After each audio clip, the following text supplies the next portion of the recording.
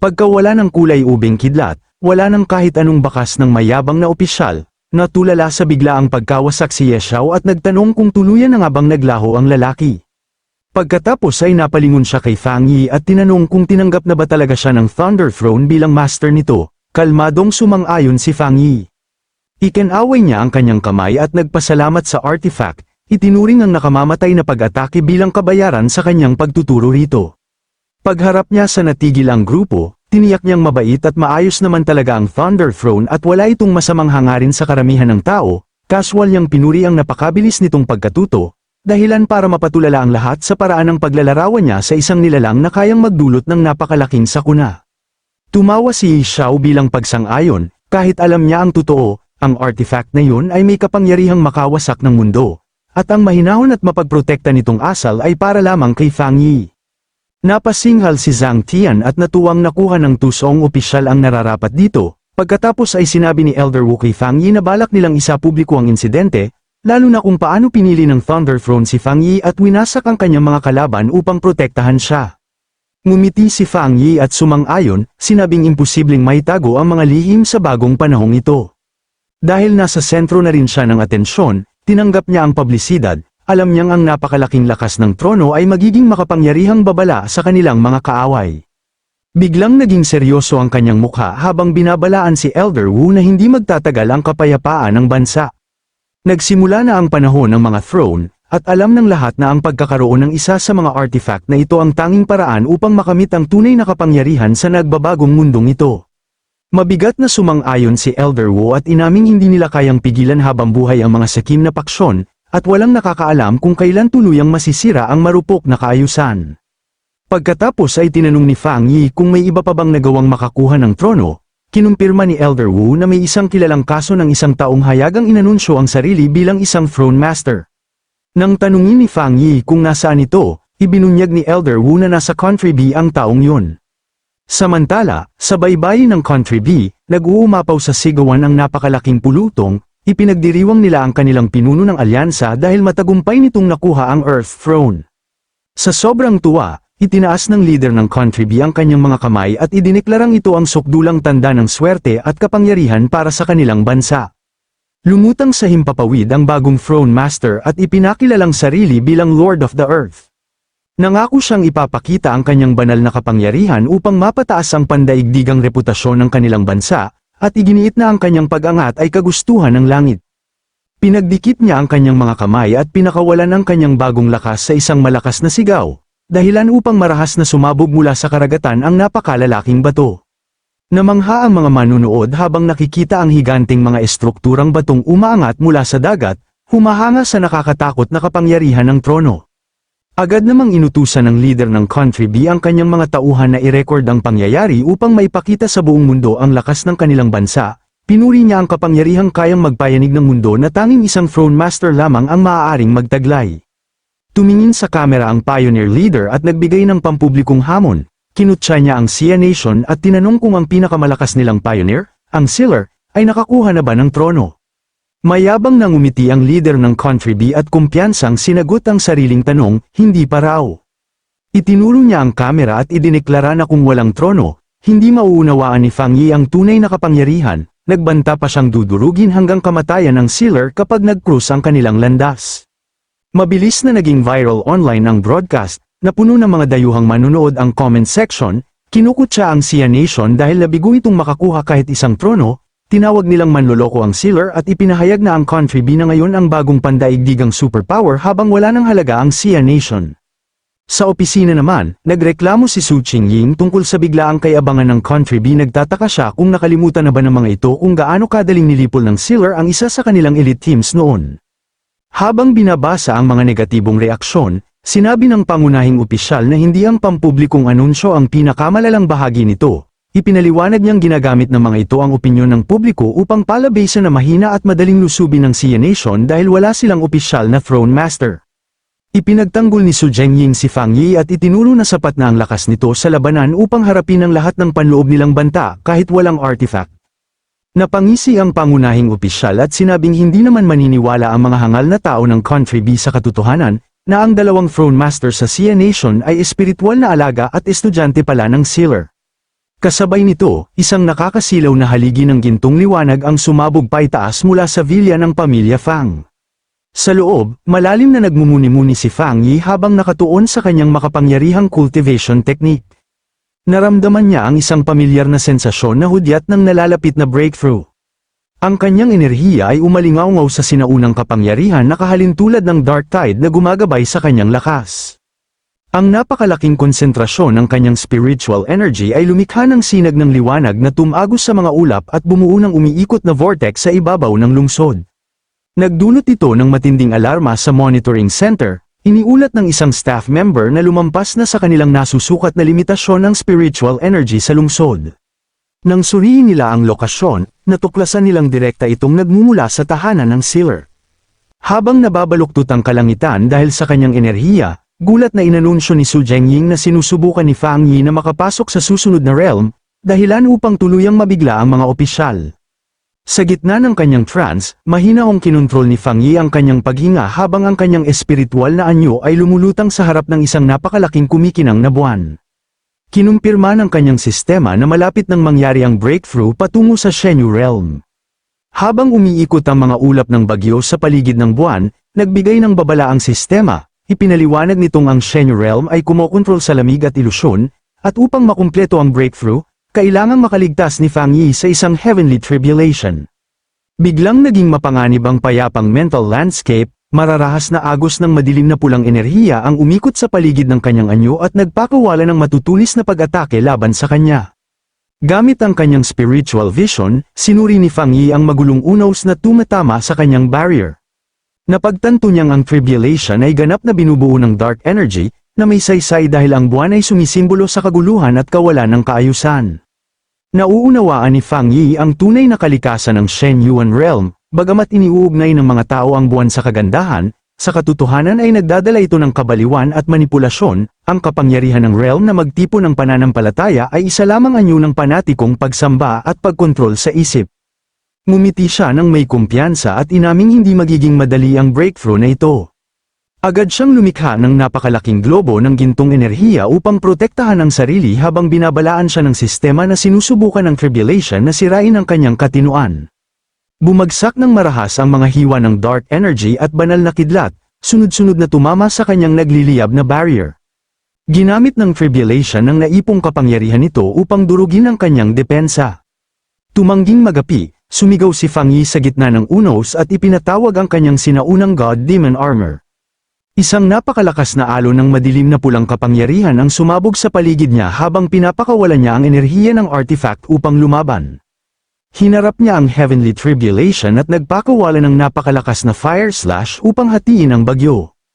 Itinulak pa niya ang kanyang lakas sa sukdulan at gumamit ng lihim na teknik upang magpakawala ng napakalawak na dark torrent. Unti-unting nilamon ng umiikot na dark energy ang magulong kapangyarihan.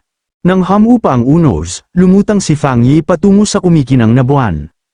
May kumpiyansang ngiti, pamitik siya ng daliri at tinawag pabalik sa kanyang katawan ang nagkalat na dark energy. Maya-maya ay kinumpirma ng sistema na matagumpay siyang nakapasok sa unang antas ng Shenyu Realm.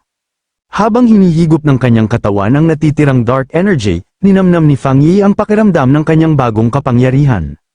Nararamdaman niyang lumawak ang kanyang mga pandama at tila siya mismo ang naging banal na buwan, ganap na siyang nakaayon sa kapangyarihan ng universo at madali niyang nakokontrol ang walang katapusang spiritual energy. Biglang tumilim ang kanyang ekspresyon at lumingon siya sa likuran ng makaramdam ng kakaiba. Lumawak ang kanyang paningin hanggang makita niya ang isang napakalawak na kalawakan. Ngunit bigla siyang pinigilan ng isang sirang system window na nagbabala na hindi pa matatag ang kanyang bagong Shenyu Realm. Inutusan siya nitong agad na pumasok sa matinding pagsasanay upang makapaghanda sa pagsipsip ng cosmic storms at sa pagharap sa mga nakatagong banta sa hinaharap. Nalito si Fang Yi sa tinutukoy na cosmic storms, habang dahan-dahan siyang bumababa mula sa himpapawid, mabigat ang kanyang pag-aalala. Alam niyang hindi siya maaaring basta magtago ngayon dahil natatakot siyang maiwang walang depensa ang Xia Nation laban sa lumalaking pandaigdigang banta. Ngunit muli siyang pinigilan ng sistema sa isang mahigpit na babala, kapag tumanggi siya sa pagsasanay, tuluyan ang titigil ang kanyang paglago, magkakaroon siya ng 99% na posibilidad na mamatay, at 100% na posibilidad na tuluyang mawasak ang Xia Nation. Habang lumulutang sa ibabaw ng kagubatan, pinag-isipan ni Fang Yi ang nakakatakot na porsyento, napagtanto niya kung gaano kalubha ang banta ng cosmic danger at tinanggap na wala siyang ibang pagpipilian kundi sumunod. Samantala, sa Star God Combat Zone Base, nagdaos ng seryosong pagpupulong sina Su Chengyin, Elder Wu, at Zhao Lan upang ipaalam na opisyal nang pumasok sa deep training ang Sealer. Malinaw na sinabi ni Elder Wu na tungkulin nilang panatilihin ang depensa at pamahalaan ng bansa upang hindi maistorbo ang kanilang commander habang ginagawa nito ang mahalagang breakthrough. Biglang pinutol ng isang tarantang sundalo ang kanilang pagpupulong dala ang isang agarang ulat. Ang Lord of the Earth ng Country B ay sinasalakay na ang southern border ng Xia Nation. Nang marinig ito, sinabi ni Elder Wu na mas mabilis kumilos ang kalaban kaysa sa inaasahan, kaagad niyang inutusan si Zhao Lan na ipadala ang puwersa ng Spirit Association gamit ang kanilang backup plan. Walang pag-aalinlangang tinanggap ni Zhao Lan ang utos at agad kumilos. Sa southern border, lumikha ang mga mandirigma ng Xia Nation ng napakalaking asul na energy wall upang pigilan ang pag-atake at binalaan ng Lord of the Earth na nilalabag na nito ang kanilang teritoryo. Isa sa mga mandirigma ang sumigaw at nagtanong kung nais bang magsimula ng ganap na digmaan ng banyagang Throne Master. Habang mayabang na lumulutang sa itaas nila, tumawa ang leader na may uban na buhok. Ipinagtanggol niya ang kanyang pag-atake sa pamamagitan ng pagsisi sa Sealer sa pagkamatay ng 3 mandirigma ng Country B. Kabilang na ang kanyang sariling kapatid, at sinabi niyang naroon siya upang maghiganti.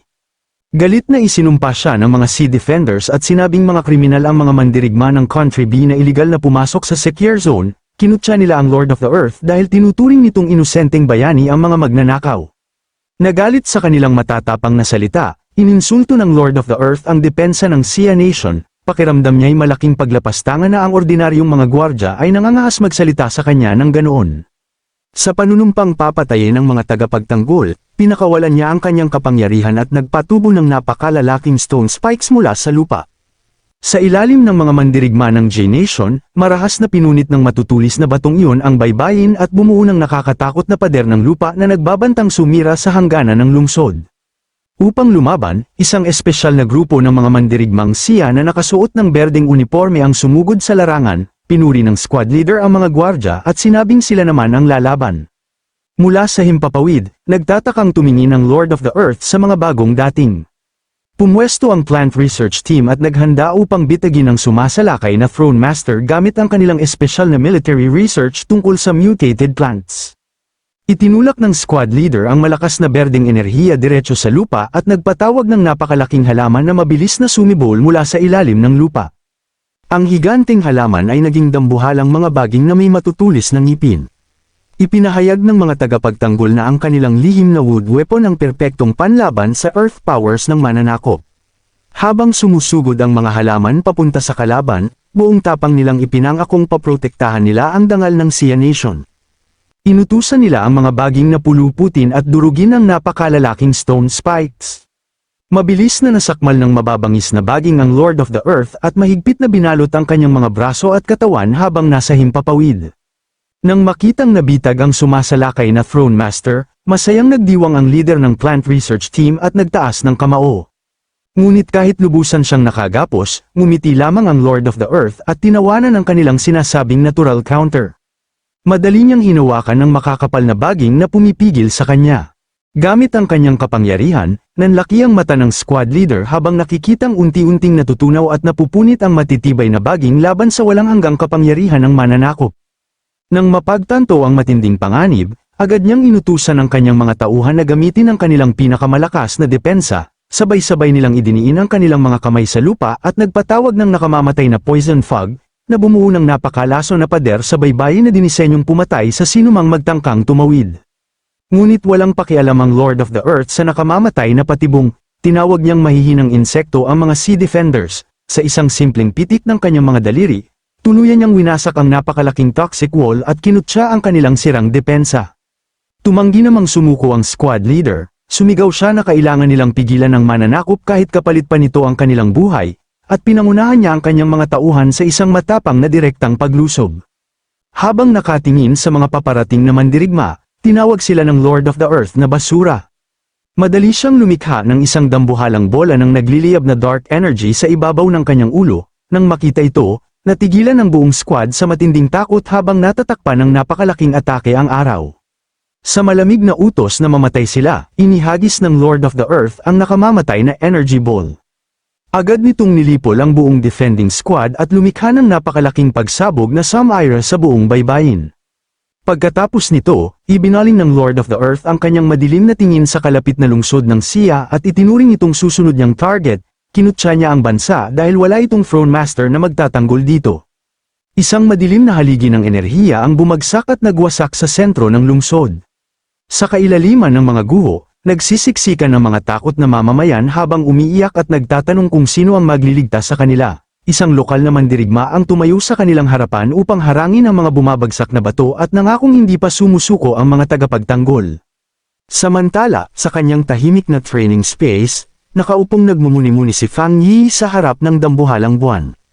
Biglang nabasag ang kanyang konsentrasyon nang maramdaman niya ang matinding spiritual shock mula sa pag-atake, dahilan upang mapasok siya ng dugo. Hindi pinansin ni Fang Yi ang kanyang mga sugat at agad na napagtanto na kailangan niyang ihinto ang kanyang pagsasanay at kumilos kaagad bago pa mahuli ang lahat. Hindi nagtagal, sa timog na hangganan ng Xia Nation sa Nanming City, isang biglaang pag-atake ang nag-iwan sa mga lansangan na nagliliyab at wasak. Tumawa ang Lord of the Earth habang ginagamit ang kanyang kapangyarihan upang buhatin sa himpapawid ang malalaking tipak ng infrastruktura ng lungsod, dahilan upang mahulog ang mga nagpapanet na sibilyan patungo sa lupa. Biglang sumagip ang mga alon ng berdeng enerhiya sa mga nahuhulog na sibilyan, dumating sina Elder Wu at Zhang Tian sa gitna ng labanan. Matapos mailigtas ang mga tao, inutusan ni Elder Wu ang mga tagapagtanggol na ituon ang pansin sa pagprotekta sa mga sibilyan habang ang kanyang grupo naman ang haharap sa kalaban. Hindi naman na-impress ang Lord of the Earth, nagrereklamo siya na matatandang lalaki lamang ang kanyang kaharap at hinanap kung saan nagtatago ang sealer. Sagot ni Elder Wu, hindi na kailangang magpakita ng sealer dahil sapat na ang kanilang veteranong grupo upang pabagsakin siya. Biglang may sumirit na berdeng at lilang enerhiya pataas patungo sa mananakop, ngunit hinarang ito ng Lord of the Earth sa pamamagitan ng pagpapatawag ng isang napakalaking bato. Kinutya niya ang mga tagapagtanggol bilang mahihinang langgam na sobra ang tingin sa kanilang lakas. Ngunit isang bagong presensya ang nakaagaw ng kanyang pansin. Dumating sina Bai Su at Zhao Lan sa larangan ng digmaan, at ipinahayag ni Bai Su na handa na siyang sumali sa laban. Masayang tinawag ni Elder Wu si Bai Su at nakahinga ng maluwag nang malamang tapos na ito sa pagsasanay, nagbiro pa siya na akala niya ay mananatili itong nakatago hanggang maging fossil na. Namangha sa ipinakitang kapangyarihan, tinanong niya si Bai Su kung anong teknik ang ginamit nito upang mapigil ang Lord of the Earth. Lumapit naman si Zhao Lan at ipinaliwanag na pinagsama niya ang kanyang mutation abilities sa bamboo forming technique ni Bai Su upang madobol ang kanilang kontrol. Binalaan niya ang lahat na kailangan pa rin nilang mag-ingat laban sa isang kalabang katulad niya. Habang nakulong ang Lord of the Earth sa matutulis na berdeng halaman, iminungkahi ni Zhao Lan na gamitin ang kanyang pagkakahuli upang makipagkasundo sa Country B. Ngunit maya-maya ay may narinig silang mahinang tawa mula sa loob ng bilangguan. Kinutya sila ng Lord of the Earth at tinanong kung yun na ba ang limitasyon ng kapangyarihan ng kanilang Jingong Realm. Agad na napagtanto ni Elder Wu ang panganib at sinigawan ng kanyang grupo na umatras. Sa isang iglap, nabasag ang berdeng kulungan habang pinunit iyon ng Lord of the Earth gamit lamang ang kanyang mga kamay, nagbago ang kanyang katawan at naging isang nabubulok na halimaw na may kumikislap na berdeng mga mata. Natigilan si Bai Su sa pagkabigla habang napagtanto ni Zhao Lan na sumailalim ang mananakop sa ipinagbabawal na body modification. Naisip naman ni Elder Wu na hindi kailanman itinigil ng Country B ang kanilang illegal na biological experiments at ang Lord of the Earth ang produkto ng kanilang pananaliksik. Nainis naman ang mga veterano habang iniisip ito. Tumawa ang mutated na Lord of the Earth at itinangging isa yung krimen. Sa halip, ipinagmamalaki niyang ang binagong katawan niya ang pinakadakilang obra maestra ng Country B. Habang nagtitipon ng magulong enerhiya, ipinagmalaki niyang ang pananaliksik na yun ang magtitiyak na magiging pinuno ng planeta ang Country B pagkatapos ay nagpaputok siya ng napakalakas na pag-atake laban sa mga tagapagtanggol ng Xia, sinasabing dapat pang magpasalamat sa kanya ang mga isinakripisyong test subjects dahil nabigyan niya ng halaga ang kanilang buhay. Sa lakas ng pag-atake, napaluhod sa lupa ang mga tagapagtanggol, ginamit ng kalaban ang kanyang kakayahang rapid sandification, habang dahan-dahan silang tumigas, nagulat si Zhang Tian dahil ang kapangyarihan ng trono kaya nitong haminin ng kalangitan hanggang sa ganitong antas. Nang makitang malapit ng mabalutan ng buhangin ang kanyang kasamahan, mabilis na sumugod si Zhao Lan. Nagpakawala siya ng lilang enerhiya upang durugin ang mga batong bumabalot sa kanyang kasamahan habang binabalaan silang huwag hayaang tuluyang tumigas ang lupa. Itinuon ng Lord of the Earth ang kanyang berdeng mga mata kay Jowlon, humanga sa kanyang kapangyarihan, ipinahayag niyang bagay ang mutant attribute nito upang kanyang lamunin at sinabi pang siya ang magiging unang biktima niya. Nagpakawala siya ng sunod-sunod na matutulis na energy spikes patungo kay Jowlon, ngunit bago pa man tumama ang mga ito, isang umuungal na fire dragon ang humarang sa pag-atake. Maya-maya pa, maraming fire dragons ang lumitaw at pinalibutan ng Lord of the Earth ng isang nagliliyab na Aipoipo. Pumasok si Fang Yi sa laban habang mahigpit na hawak ang kanyang espada. Ibinagsak niya ang kanyang madilim na pulang talam sa Lord of the Earth, dahilan upang magkaroon ng napakalakas na pagsabog na lumamon sa buong larangan ng digmaan. Napabulalas sa tuwa sina Elder Wu at ang iba pang tagapagtanggol nang makilala nila ang pagdating ng Sealer. Gulat nilang tinanong kung bakit nito itinigil ang kanyang pagsasanay. Inutusan naman ni Fang Yi ang lahat na umatras, binabalaang hindi kayang tapatan ng mga veterano ang ganitong klase ng kalaban. Mula sa bunganga ng pagsabog, lumabas ang Lord of the Earth habang tumatawa at sinasabing walang espesyal sa Sealer. Pinalipad niya ang mga bato sa paligid at ipinahayag na kung wala ang kapangyarihan ng isang throne, hindi siya masasaktan o makukulong ng apoy ni Fang Yi. Tumalon si Fang Yi patungo sa kanyang kalaban, habang umaatake kinutya siya ng Lord of the Earth sa pagkabigo ng kanyang breakthrough, at nakaranas siyang negatibong reaksyon sa kanyang katawan. Nang marinig ito napatigil si Fang Yi sandali, at pagkatapos sunod-sunod na wind strikes ang pinakawalan ni Fang Yi laban sa depensa ng kalaban na yari sa bato. Habang pinapanood mula sa malayo, napansin ni Jowlon na tila may mali sa kalagayan ni Fang Yi. Nakipagtalo siya kay Elder Wu kung dapat ba silang tumulong, ngunit nagpasya siyang sundin ang utos at manatili sa likod upang hindi maging pabigat. Nagawang tamaan ng Lord of the Earth ang likod ni Fang Yi, dahil dito, napansin niyang hindi lubusan nagkamali ang kanyang kalaban sa kanyang lakas ngayon.